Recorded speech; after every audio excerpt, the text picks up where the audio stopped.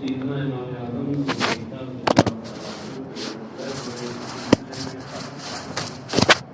کہ اگر کوئی شخص مرتد ہو جائے گا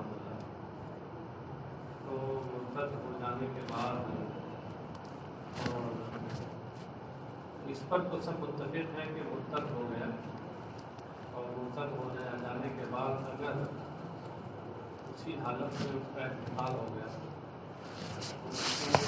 سارے اعمال ضائع ہو.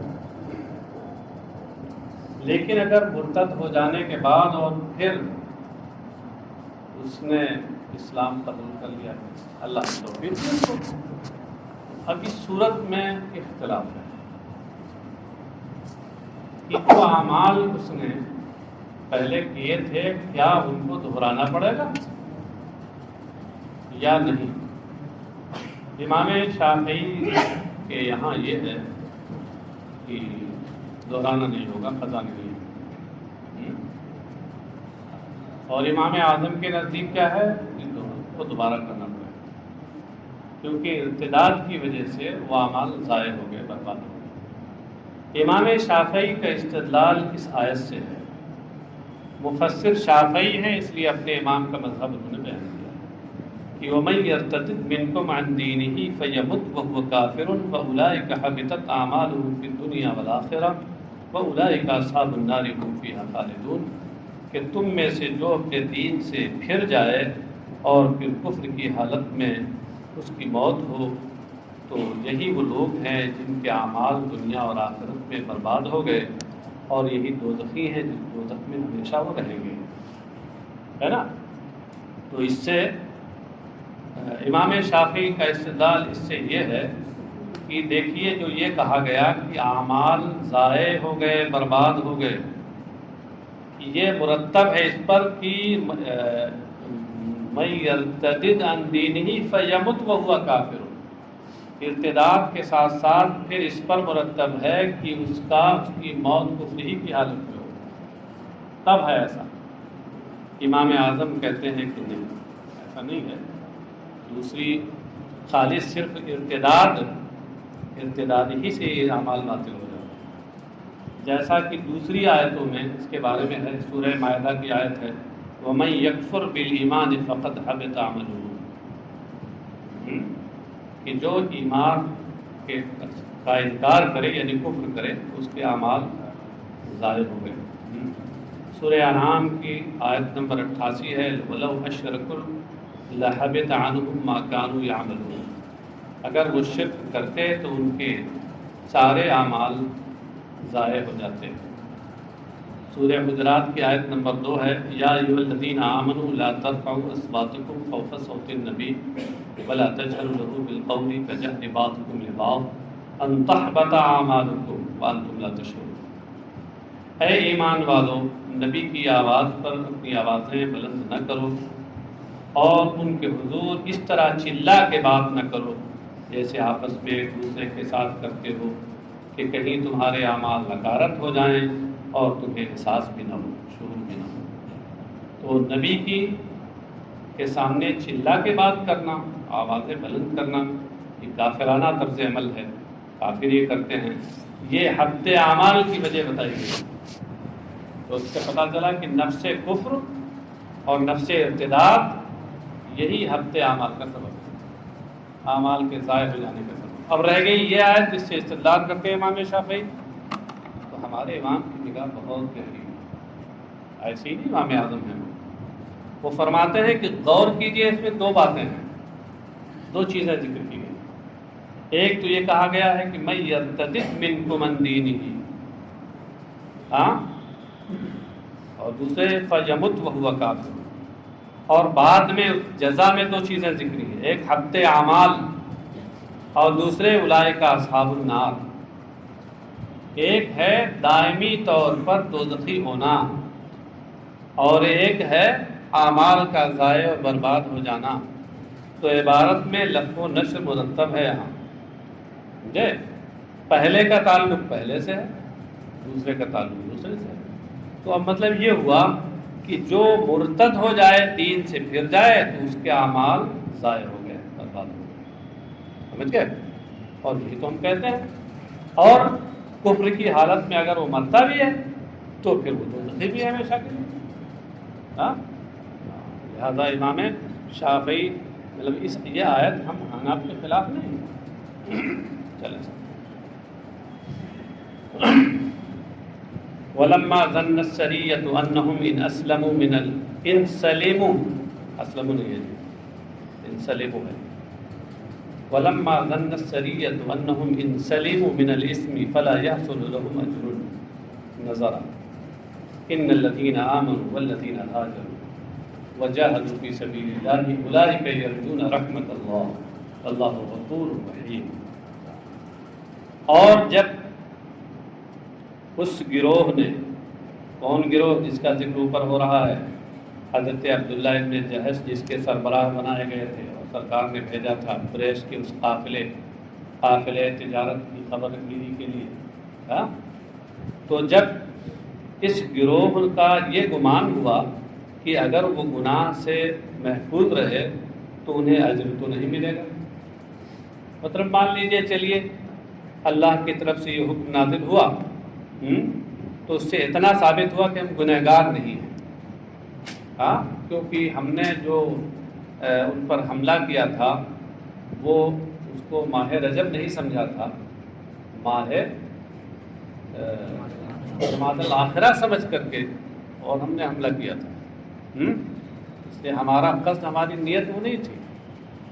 اس لیے ہم گنہگار تو نہیں ہوں گے، گناہ سے محفوظ رہیں گے، لیکن اجر تو نہیں ملے گا اس عمل پر ہم کو جو ہم نے اتنا محنت کا کام کیا، کتنوں کو مارا گرایا اور اس میں ان کا مال لے کے آیا. تو یہ آیت نازل ہوئی ان الذین آمنوا والذین ہاجروا وجاہدوا فی سبیل اللہ اولئک یرجون رحمت اللہ واللہ غفور رحیم.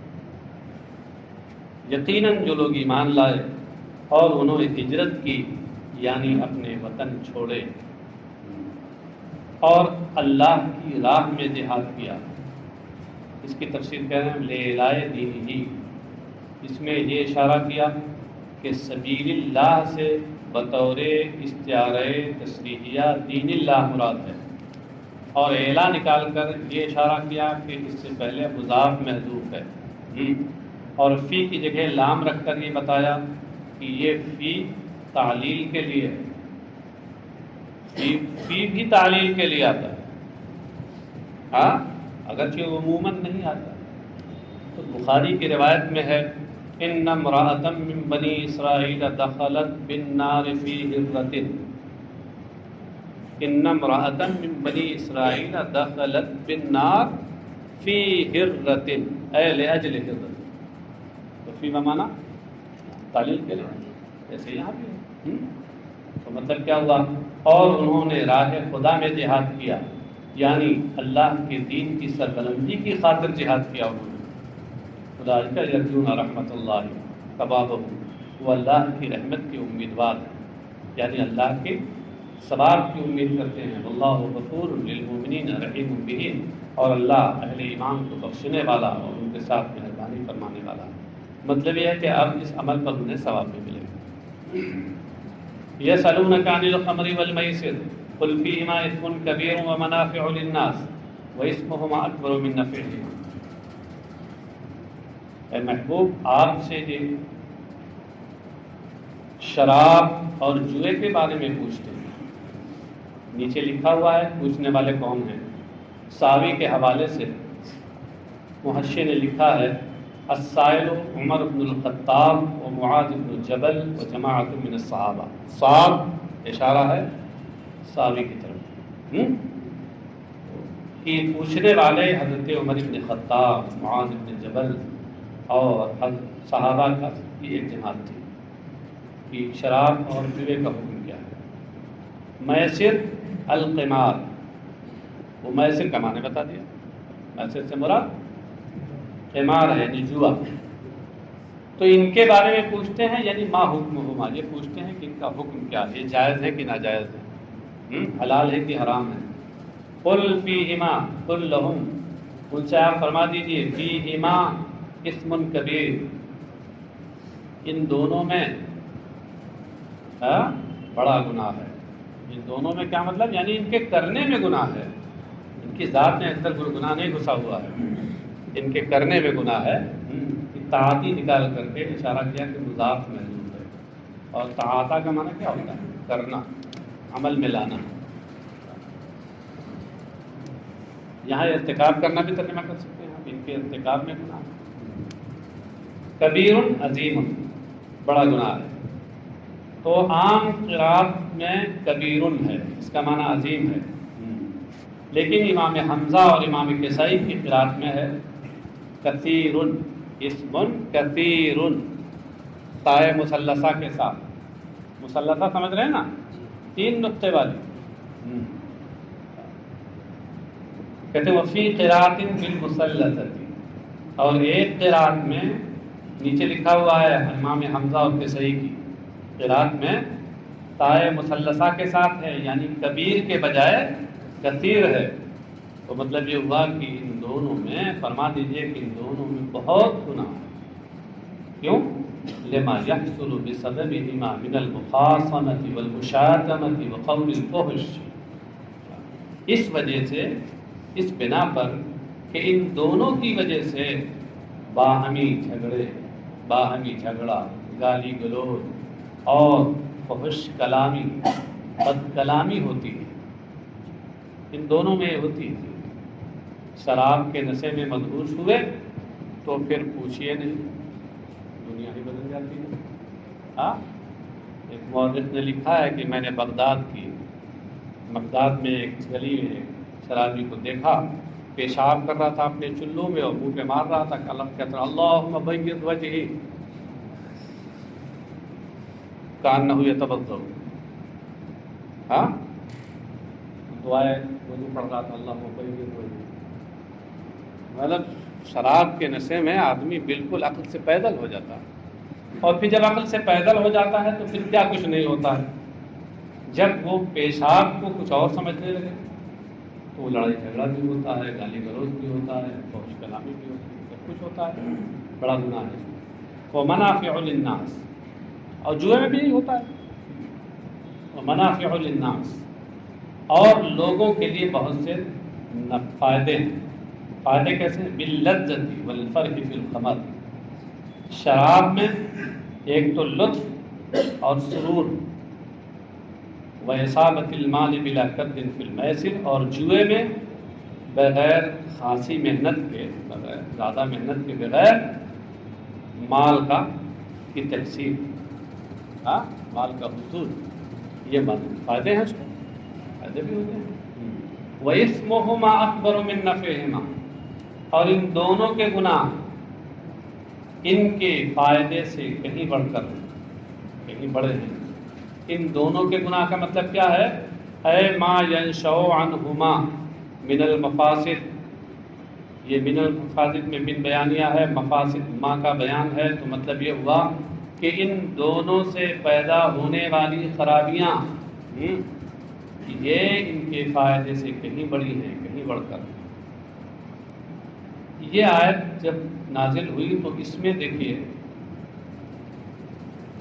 شراب سے بالکلیہ اس کو حرام نہیں قرار دیا گیا۔ شراب کی حرمت یک بارگی نازل نہیں ہوئی، آہستہ آہستہ اور تدریجاً نازل ہوئی۔ اس کی وجہ کیا تھی؟ وجہ یہ تھی کہ شراب عربوں کے معاشرے میں اس کی جڑیں اتنی گہری تھیں کہ شراب نوشی کے اس گہری جڑ والے درخت کو ایک بار اکھاڑا نہیں جا سکتا تھا، اکھاڑ کے معاشرے سے پھینکا نہیں جا سکتا تھا۔ اس لیے ہماری شریعت نے اس میں تدریج کا عمل اپنایا، جو قرین مصلحت تھا، تدریج کا عمل اپنایا۔ پہلے کہا یہ کہ ایک متوازن بات کہی کہ اس میں خرابیاں بھی ہیں، فائدے بھی ہیں، اور ویسے خرابیاں فائدے سے زیادہ، فائدہ کم ہے۔ تھوڑا سا موڈ بنایا ان کا، ذہن سازی کی، اور اس کے بعد پھر یہ حضرت عمر نے پوچھا کہ اللہ بین لنا فی الخمر بیان شافیہ، شراب کے بارے میں واضح بیان عطا فرما دو۔ تو پھر آگے آیت نازل ہوئی، حکم یہ نازل ہوا کہ ایسا ہے کہ تم لوگ حالت نماز میں اس کے قریب نہ جاؤ، ہاں لا تقربوا الصلاۃ وانتم سکارا، نشے کی حالت میں نماز کے قریب نہ کریں۔ تو اس کا مطلب یہ ہوا کہ نماز کے علاوہ حالت میں اب بھی راستہ کھلا رہا، تھوڑا اور ماحول بنا، اور اس کے بعد پھر اور آگے بڑھ کر کے اور پھر اس کو حرام کیا گیا۔ تو 3 مرحلے ہوئے اس میں، تدریج کا عمل اپنایا گیا تاکہ جس خرابی نے اور جس برائی نے معاشرے کے اندر اپنی جڑیں بہت گہری کر لی ہیں تو ان کو آہستہ آہستہ ان کی جڑوں کو نکالا جائے۔ کہتے وَلَمَّا نَزَلَتْ شَرِبَهَا قَوْمٌ وَامْتَنَعَ آخَرُونَ إِلَىٰ أَنْ حَرَّمَتْهُمْ آیَةُ الْمَائِدَةِ، اور جب یہ آیت نازل ہوئی تو کچھ لوگوں نے، یعنی صحابہ ہی میں سے، مسلمانوں ہی میں سے کچھ نے شراب پی، اور دوسرے لوگ اس سے باز رہے۔ اب جنہوں نے پی تو اوپر لکھا ہوا ہے قالوا نشرب منها ما ينفعنا، پی وہ یہ کہتے تھے کہ ہم، کیونکہ اس میں فائدہ بھی ہے، فائدے کی چیز ہم استعمال کر رہے ہیں، اور جو لوگ باز رہے تھے کہتے تھے باز رہے تھے تو وہ محتاط لوگ تھے، اور وہ کہتے تھے کہ ہمیں اپنے نفس کے اوپر وثوق و اعتماد نہیں ہے، ہاں کہ کہیں ایسا نہ ہو کہ ہم شراب کے نشے میں حد اعتدال پار کر دیں، تو اس لیے وہ باز رہے۔ اِلیٰ أَنْ حَرَّمَتْهُمْ آیَةُ الْمَائِدَةِ، یہاں تک کہ مائدہ، سورہ مائدہ کی آیت نے ان کو حرام قرار دے دیا۔ وہ تفصیل ابھی بتائی میں نے۔ وَيَسْأَلُونَكَ مَاذَا يُنْفِقُونَ، اور یا لوگ آپ سے پوچھتے ہیں کہ وہ کتنا خرچ کریں، وہ کتنا خرچ کریں، ماذا ينفقون اے ما قدرہ، یعنی اس کی مقدار کیا ہے۔ ماذا سے مراد یہاں مقدار ہے۔ قل العفو، آپ فرما دیجئے عفو، ضرورت سے جو زائد ہو اسے خرچ کرو۔ تو العفو یہ نسب کے ساتھ ہے، کیوں؟ اس لیے کہ اس کا فعل ناصب انفقو یہاں محذوف ہے، اور حذف پر قرینہ سوال ہے۔ قل انفقوا العفو، آپ فرما دیجئے کہ وہ عفو کو خرچ کریں۔ عفو کا مطلب کیا ہے؟ الفاضل عن الحاجہ، یعنی ضرورت سے زیادہ جو مال ہے اسے خرچ کریں۔ ولا تنفقوا ما تحتاجون الیہ وتضیعوا انفسکم، ایسا نہ کرو کہ تمہیں جس کی ضرورت ہے اسے خرچ کر کے اپنے آپ کو ضائع و برباد کر دو، ایسا نہ کرو۔ بقدر ضرورت سے جو زائد ہے اس کو خرچ کرو، اور جو تمہاری ضرورت کا اس کو اپنے پاس رکھو۔ کہتے وفی قراءۃ بالرفع بتقدیر ہوا، اور ایک قراءت میں رفع کے ساتھ ہے العفو، قل العفو، عفو کے رفع کے ساتھ ہے، ہوا کی تقدیر کے ساتھ، یعنی مطلب کیا ہوا کہ قل هو العفو، آپ فرما دیجئے کہ یہ تم پوچھ رہے ہو نا کہ کیا خرچ کریں، مقدار پوچھ رہے ہو نا، وہ مقدار وہی حاجت سے زائد جو مقدار ہے وہ۔ كذلك يبين الله لكم الآيات لعلكم تتفكرون في الدنيا والآخرة، اور ایسے ہی اللہ تمہارے لیے اپنی نشانیاں بیان فرماتا ہے۔ ایسے ہی ذالکہ کا مشاہدہ بتا رہے ہیں، کما بین لکم ما ذکر، کما ما بین لکم بھی ہو سکتا ہے اور بینا لکم بھی ہو سکتا ہے، دونوں صحیح ہے۔ یعنی جس طریقے سے مذکورہ باتیں اللہ نے تمہارے لیے بیان کی یا مذکورہ باتیں تمہارے سامنے بیان کی گئیں، ایسے ہی اللہ تمہارے لیے اپنی آیتیں بیان فرماتا ہے تاکہ تم غور کرو فی الدنیا والآخرہ، یعنی فی امر الدنیا والآخرہ، دنیا اور آخرت کے معاملے میں تم غور کرو۔ امر نکال کر مضاف کے حذف ہونے کی طرف اشارہ ہے۔ وَتَأْخُذُونَ بِالْأَسْلِحِ لَكُمْ فِيهِمَا، اور تو پھر تم اس چیز کو اختیار کرو اور اپناؤ جو تمہارے لیے دنیا اور آخرت میں بہتر ہے۔ اسلحہ کا معنی بہتر۔ وَيَسْأَلُونَكَ عَنِ الْيَتَامَى قُلْ إِصْلَاحٌ لَهُمْ خَيْرٌ، وَإِن تُخَالِطُوهُمْ فَإِخْوَانُكُمْ، اور وہ آپ سے یتیموں کے بارے میں پوچھتے ہیں۔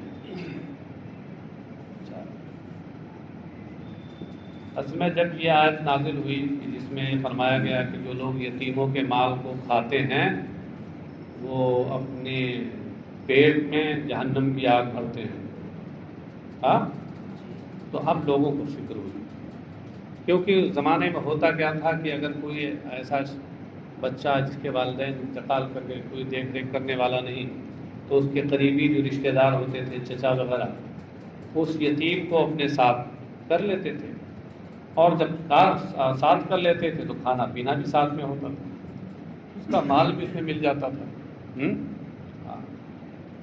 مگر جب وہ آیت نازل ہوئی کہ جو لوگ یتیموں کا مال کھاتے ہیں تو اپنے پیٹ میں جہنم کی آگ بھرتے ہیں وہ، تو اب ان لوگوں کو اندیشہ ہوا، خوف ہوا، ہاں، تو پوچھنے لگے اس کے بارے میں، تو آیت نازل ہوئی وَيَسْأَلُونَكَ عَنِ الْيَتَامَىٰ، اور یتیموں کے بارے میں وہ آپ سے پوچھتے ہیں، قُلْ إِصْلَاحٌ لَهُمْ خَيْرٌ، آپ فرما دیجئے کہ ان کی بھلائی کا کام کرنا بہتر ہے، یعنی تم یتیموں کو اپنے ساتھ ملا لیتے ہو مگر ان کی بھلائی اور خیر خواہی کا خیال کر رہے ہو تو یہ تمہارے لیے بہتر ہے، ہاں، اور اگر تمہاری نیت خراب ہے تو پھر تم صورت میں وہ ہے جو اس آیت میں فرمایا گیا کہ تم اپنے پیٹ میں جہنم کی آگ بھرتے ہو۔ یسألونک عن الیتامی وما یلقونه من الحرج فی شانہم، یہ لوگ آپ سے یتیموں کے بارے میں پوچھتے ہیں اور یتیموں کے تعلق سے جو تنگی اور حرج پاتے ہیں اس کے بارے میں آپ سے پوچھ رہے ہیں، یلقونه یعنی یجدونه، فإن واکلوہم یاتیموا وَإِنْ عَزَلُوا مَا لَهُمْ مِنْ أَمْوَالِهِمْ وَصَنَعُوا لَهُمْ طَعَامًا وَحْدَهُمْ فَحَرَجٌ، تو اگر یہ انہیں اپنے ساتھ کھلائیں تو یہ گناہگار ہوں گے، اور اگر ان کے مال کو اپنے مالوں سے جدا کر دیں، الگ کر دیں، عَزَلُوا، عزل کا معنی جدا کرنا، وَصَنَعُوا لَهُمْ طَعَامًا وَحْدَهُمْ، اور صرف اکیلے ان کے لیے کھانا بنائیں، اپنے گھر والوں کے لیے الگ کھانا اور وہ ایک یتیم کے لیے الگ کھانا بنائیں، فحرج، تو اس میں حرج اور تنگی ہے، دشواری ہے۔ تو اس موقع پر انہوں نے پوچھا یتیموں کے بارے میں کیا، قل اصلاح لہم فی اموالہم بتنمیتہا ومداخلتکم خیر من ترک ذالک، تو آپ فرما دیجئے کہ ان کے مال میں اضافہ کر کے، ان کے مال میں، تنمیہ کا معنی اضافہ کرنا، بڑھانا، اضافہ کرنا، ان کے مال کے اضافے کے لیے ان کے مال میں بھلائی کرنا اور اسے اپنے مال کے ساتھ داخل کر لینا، یہ بہتر ہے اس عمل کو چھوڑ دینے سے۔ مطلب یہ ہے کہ تم ان کے مال کو رکھے نہ رہو بلکہ تجارت میں لگا دو اور اس سے اضافہ ہوتا رہے، جیسے تم اپنے مال کی تجارت کرتے ہو ایسے ان کے مال کی بھی تجارت کرو تاکہ اس میں اضافہ ہوتا رہے اور اس طرح سے اس مال میں بہتری ہو، یہ کہیں اس سے بہتر ہے کہ تم اسے چھوڑ دو، کیونکہ حدیث شریف میں فرمایا گیا ہے کہ یتیموں کے مال کو تجارت کے ذریعے بڑھاؤ کہ کہیں زکوٰۃ انہیں کھا نہ لے۔ کیا مطلب ہے؟ اگر ایسے چھوڑ دیں گے، تجارت نہیں کریں گے، ہر سال زکوٰۃ ادا کی جائے گی، کہ زکوٰۃ ادا کرتے کرتے کرتے یہاں تک کہ مال کرتے کرتے ختم ہو جائے گا یا بہت کم ہو جائے گا۔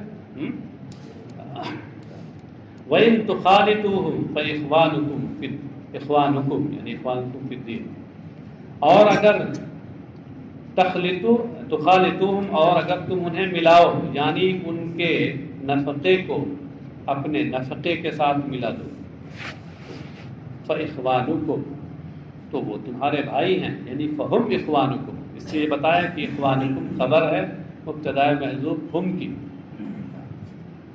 وہ تمہارے بھائی ہیں فی الدین، دین کے دینی بھائی ہیں تمہارے، ومن شان الاخ ان یخالط اخاہ، اور ایک بھائی کا حال یہی ہوتا ہے کہ وہ اپنے بھائی کو ملاتا ہے، اے فلکم ذالک، تو کہنے کا مطلب یہ ہے کہ وَإِن تُخَالِطُوهُمْ فَإِخْوَانُكُمْ فِي الدِّينِ کا مطلب کیا ہے؟ فلکم ذالک، تمہارے لیے یہ جائز ہے، اس کا اختیار ہے، بس نیک نیتی کے ساتھ کرو، نیت تمہاری خراب نہ ہو کہ ان کا مال ہمیں ہڑپ کرنا ہے۔ اللہ یعلم المفسد من المصلح، اور اللہ تبارک و تعالیٰ ان کے مال کو خراب کرنے والے، ان کے مال کو تباہ کرنے والے کو جانتا ہے، مال ملا کر، یعنی اپنے مال کے ساتھ ان کے مال کو ملا کر مال کو تباہ کرنے والا جو شخص ہے اس کو جانتا ہے، من المصلح، اس شخص سے کہ جو اس مال کے اندر خوبی پیدا کرنے والا ہے، اچھائی پیدا کرنے والا ہے۔ یہ اللہ جانتا ہے کس کی نیت کیا ہے، کہ یہ یتیم کے سرپرست نے جو اس کے مال کو اپنے مال کے ساتھ ملا کر کے لگایا ہے، تو اس کی نیت کیا ہے، اس مال کو تجارت کے ذریعے بڑھانا یا اس مال کو اپنے مال میں کر کے اور اس کو ہڑپ کر لینا، کیا نیت ہے اللہ کو جانتا ہے۔ فَيُجَازِي كُلًّا مِّنْهُمَا، تو ان میں سے ہر ایک کو وہ اس کی جزا دے گا، بدلہ دے گا، جیسی کرنی ویسی بھرنی ہوگی۔ وَلَوْ شَاءَ اللَّهُ لَأَعْنَتَكُمْ، اور اگر اللہ چاہتا لَأَعْنَتَكُمْ، أَعْنَتَ يُعْنِتُ، یہ عنتن سے بنا ہے، عنت کا معنی دشواری اور تنگی ہوتا ہے، تو اعنتکم کا معنی ہوا لضیق علیکم، اگر اللہ چاہتا تو تمہارے اوپر اس مال کے ملانے کو حرام قرار دے کر تمہارے اوپر اسے تنگ کر دیتا، ہاں، یعنی کہتا کہ یہ ملانا ناجائز ہے، حرام ہے، لہذا اب تمہارے لیے تنگی کا سامان ہو جاتا۔ ان اللہ عزیز غالب علی امرہ حکیم فی صنعہ، یقیناً اللہ اپنے معاملے میں غلبے والا ہے اور اپنے کام میں حکمت والا ہے، اس کے ہر کام میں حکمت ہے۔ ولا تنکحوا المشرکات حتی یؤمنن ولأمة مؤمنة خیر من مشرکۃ ولو اعجبتکم، تنکحوا، اس میں لا تنکحوا میں خطاب کس سے ہے؟ ایھا المسلمون، اور نکاح کے معنی بتا دیے ہیں، تزوج کے، ہم اجمیوں کے یہاں تو تزوج سے زیادہ نکاح ہی آسان ہے، نکاح بولے تو ہر جاہل سمجھ لیتا ہے، اور تزوج بولیں تو آپ ہی جیسے لوگ پڑھے لکھے سمجھیں گے، وہ ان پڑھ نہیں سمجھیں گے، ہاں، لیکن لگتا یہ ہے کہ عربوں کے یہاں نکاح سے زیادہ تزوج زیادہ واضح تھا، اسی لیے تفسیر کی ہے۔ لا تنکحوا یعنی تتزوجوا ایھا المسلمون، اے مسلمانوں نکاح نہ کرو، تم نکاح نہ کرو، ازدواج نہ کرو، عقد ازدواج، شادی نہ کرو مشرکہ عورتوں سے، ایل کافرات یعنی کافروں سے۔ یہاں بتانا یہ ہے کہ مشرک بول کر کافر مراد ہے، اس میں کافر اور مشرک میں عموم خصوص مطلق کی نسبت اصل معنی کے لحاظ سے، ہاں، کیونکہ ہر مشرک کافر ہے، کل مشرک کافر ولا عکسہ، تو عموم خصوص مطلق کی نسبت ہے، یعنی گویا خاص بول کر عام مراد ہے بطور مجاز مرسل، اور علاقہ یہاں کیا ہے؟ خصوص کا علاقہ، علاقہ خصوص۔ مشرکہ یعنی کافرہ عورتوں سے نکاح نہ کرو، حتی یؤمننا، یہاں تک کہ وہ ایمان لے آئیں، ولا امۃ مؤمنۃ خیر من مشرکۃ، اور مومن باندی یہ مشرکہ عورت سے بہتر ہے۔ مفسر نے بڑھایا اس کے بعد حرہ، یعنی مشرکہ آزاد عورت سے بہتر ہے۔ یہ مشرکہ کے بعد حرہ کی صفت کیوں بڑھائی؟ کہہ رہے ہیں لأن سبب نزولها العیب علی من تزوج امۃ مؤمنہ والترغیب فی نکاح حرۃ مشرکہ، کہتے ہیں اس وجہ سے کہ اس آیت کے نزول کی وجہ، اس کا سبب اس شخص پر عیب لگانا تھا کہ جس نے ایک مومن باندی سے نکاح کیا، اور مشرکہ آزاد عورت سے نکاح کی ترغیب دینا۔ کہ ایک صحابی، انہوں نے غالباً حضرت عبداللہ ابن مسعود تھے، غالباً کہہ رہا ہوں، مجھے نام میں تھوڑا شبہ ہے۔ تو ان کی ایک باندھی تھی، سیاہ فام باندھی تھی، کالی کلوٹی، لیکن تھی بہت نیک، مسلم تھی اور عبادت گزار تھی۔ تو کسی بنیاد پر آپ نے اس کو ڈانٹ دیا، چوک ہو گئی انسانی ناطے، ڈانٹا بہت، اور پھر اس کے بعد وہ آئے اور نبی اکرم صلی اللہ علیہ وسلم کی بارگاہ میں اس کو ذکر کیا انہوں نے، تو سرکار نے کہا کہ آپ نے اچھا نہیں کیا۔ تو انہوں نے کہا کہ ہم عہد کرتے ہیں کہ ہم اس کو آزاد کریں گے اور آزاد کرنے کے بعد اس سے نکاح کریں گے۔ چنانچہ آزاد کر کے اور پھر نکاح کر لیا اس نے۔ اب نکاح کر لیا تو لوگ کہنے لگے بتائیں ان کو کوئی نکاح کے لیے ملا ہی نہیں تھا، وہ کالی کلوٹی سیاہ فام باندھی تھی، اس سے نکاح کر لیا۔ ہاں، اس معاشرے میں آزادی ملنے کے بعد بھی نسلوں وہ چیز، وہ ہار ننگو ہار ضائع نہیں ہوتا تھا، دھلتا نہیں تھا ہوتا، اگرچہ آزاد ہو گئی تھی وہ، مگر پھر بھی کیا ہے کہ وہ داغ تھا۔ تو لوگ کہنے لگے کالی کلوٹی باندھی سے نکاح کر لیا، ارے فلاں دیکھیے عورت ہے، انتہائی حسین و جمیل الماردار ہے، اگرچہ وہ مشرکہ ہے، کافرہ ہے، اس سے نکاح کرنا چاہیے ان کو۔ تو چونکہ اس موقع پر یہ آیت نازل ہوئی، تو چونکہ اس آیت کے نزول کا سبب ان شخص پر عیب لگانا تھا جنہوں نے مومنہ باندھی سے نکاح کیا تھا۔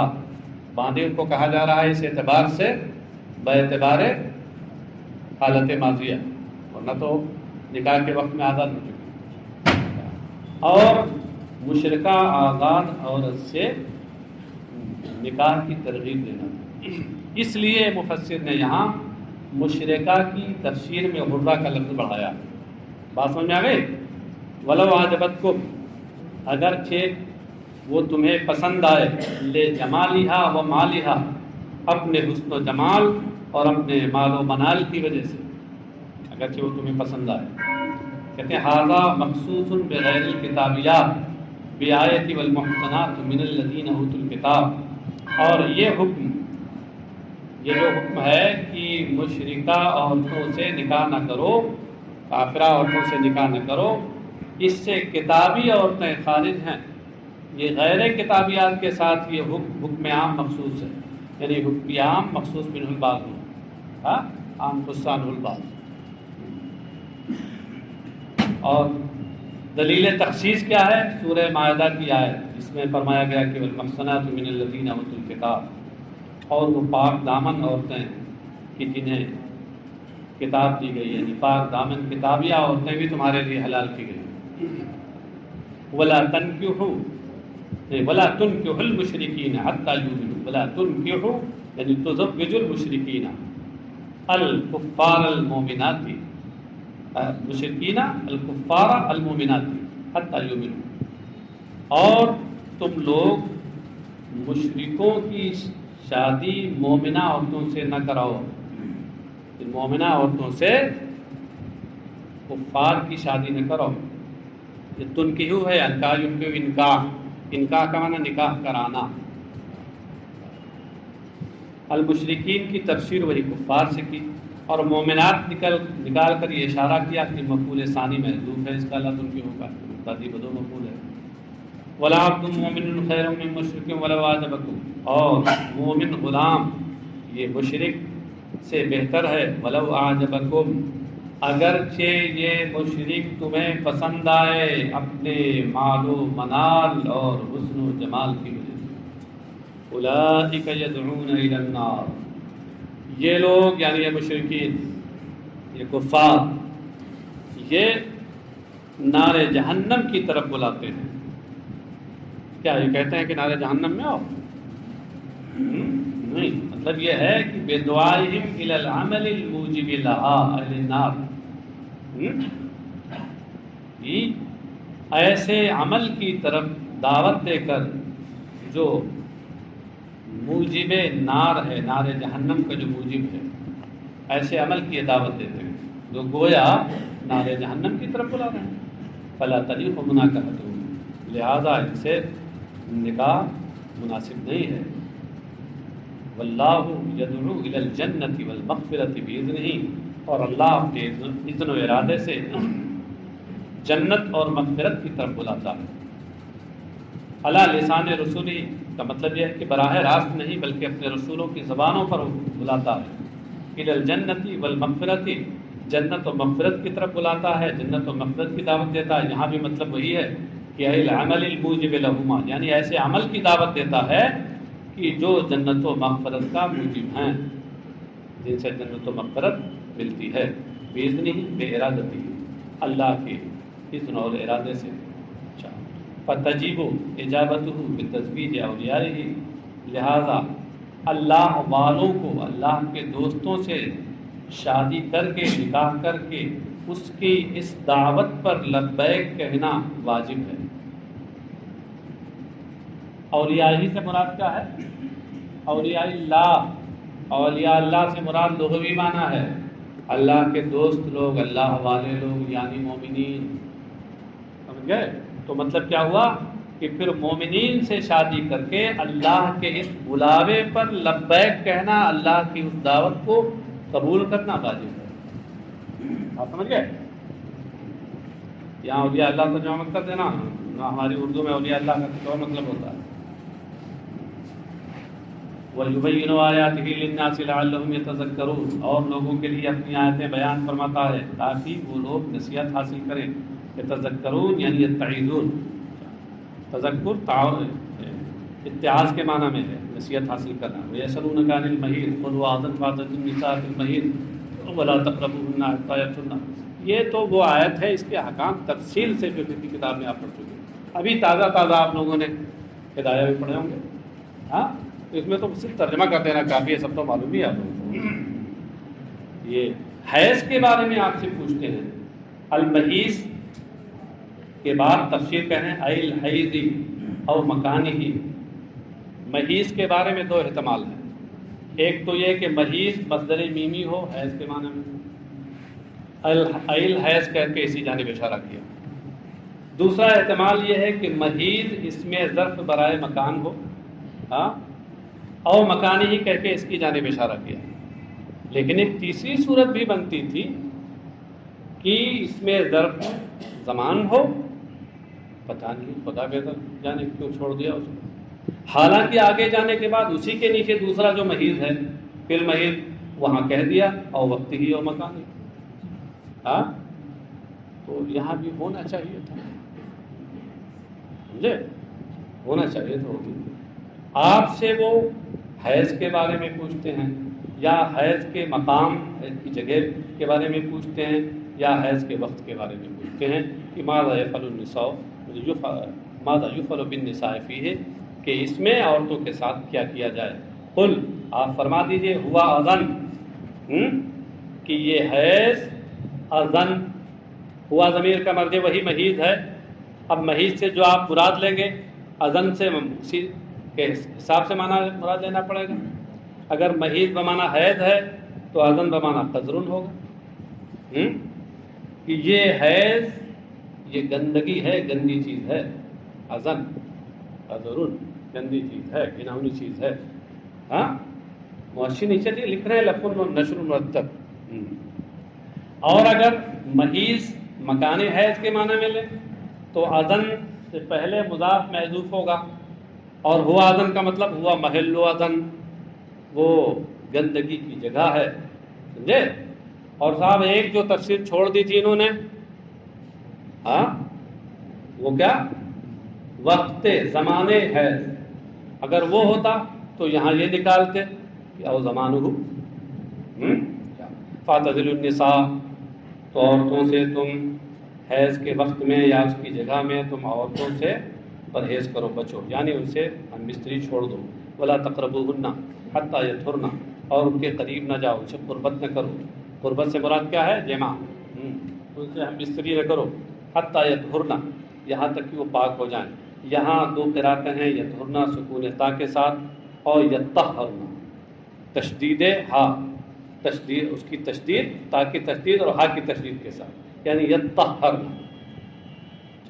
اور یطہرن اس کی اصل ہوگی یتطہرن، اب تفاعل میں فا کلمہ تو ہے تو تائے تفاعل کو تو کا ہم جنس کر کے اسی میں ادغام کر دیا، سمجھے کہ توفی ہے ادغام الطاء فی الاصل بالطاء، اور اس میں دراصل تا کا ادغام تا میں ہے۔